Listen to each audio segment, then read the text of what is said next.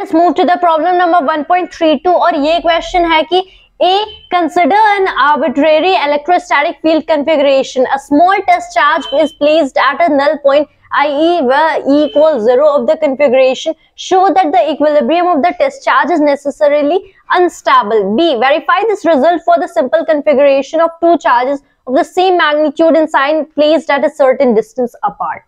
तो इस प्रॉब्लम में which is 1.32 यहाँ पे हमें एक ऐसी इलेक्ट्रोस्टैटिक फील्ड की कॉन्फ़िगरेशन एज्यूम करना है जहां पे अगर हम लोग क्या कर रहे हैं कि एक स्मॉल टेस्ट चार्ज को एक नल पॉइंट पे प्लेस कर रहे हैं where the electric field is zero, right. तो यहाँ पे सपोज हम लोगों ने एक स्मॉल टेस्ट चार्ज Q को प्लेस कर दिया at this point, electric field is zero right here, लेकिन there is electric field at its nearby points कि हाँ इसकी सराउंडिंग में there are electric fields spread right there.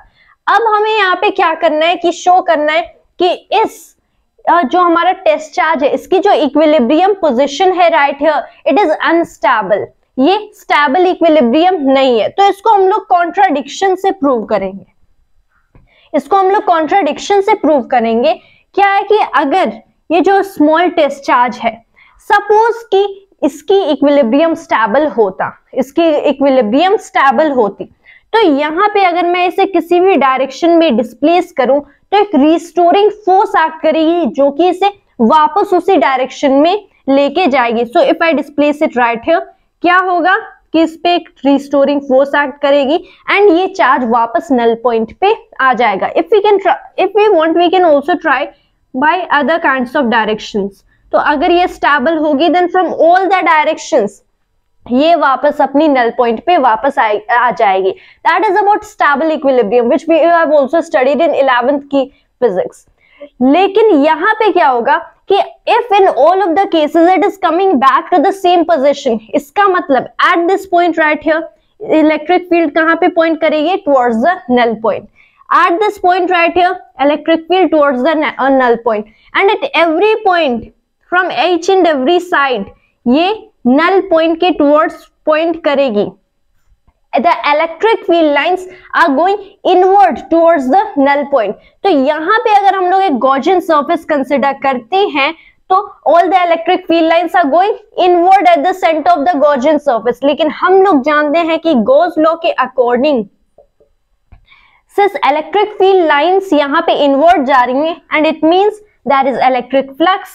तो कुछ नॉन जीरो इलेक्ट्रिक फ्लक्स होना चाहिए but there is no charge right here, no other source charge right here क्योंकि charge zero है। तो Gauss law is getting violated but it isn't actually Gauss law is getting violated कि हमारा assumption wrong था कि ये stable equilibrium नहीं है, this equilibrium is not stable. Thus, we have proved it by contradiction कि ये इक्विलिब्रियम अनस्टेबल है। Now let's move to the second कि हमें एक ऐसी कॉन्फ़िगरेशन एज्यूम करना है जहां पे there are two point charges जिनको हम लोगों ने एक certain distance apart place कर दी है and now we have to think of the null point। तो यहाँ पे here's the हमारा टेस्ट चार्ज, फिर क्या होगा कि ऑब्वियसली यहाँ पे नल पॉइंट होगी अगर ये सेम मैग्नीट्यूड के चार्जेस हैं एंड यहाँ पे अगर इनकी साइन भी सेम है, सपोज बोथ आर पॉजिटिव और बोथ आर नेगेटिव, क्योंकि ये इस पे इफ बोथ आर पॉजिटिव ये इस पे इधर फोर्स एक्ट कराएगा एंड ये इसकी फोर्स इधर एक्ट करेगी, they are each cancelling out each and other. अगर इसको मैंने थोड़ा सा डिस्प्लेस कर दिया कि इस चार्ज को मैंने थोड़ा सा इस डायरेक्शन में डिस्प्लेस कर दिया, अब ये इस पे इधर फोर्स एक्ट करेगा एंड ये इसकी तो जिसकी वजह से क्या होगा कि ये वापस अपनी ओरिजिनल पोजीशन पे वापस आ जाएगा। That is what's happening if I displace it in the completely opposite direction कि इसको मैंने यहाँ पे डिस्प्लेस किया तो इसकी वजह से फोर्स की जो स्ट्रेंथ है मैग्नीट्यूड है वो डिक्रीज हो जाएगी and by equal amount sorry here ये इंक्रीज हो जाएगी, by equal amount it is getting decreased and ये वापस अपनी इक्विलिब्रियम पोजीशन पे वापस आ जाएगा, that is equals zero, so it won't be displaced further.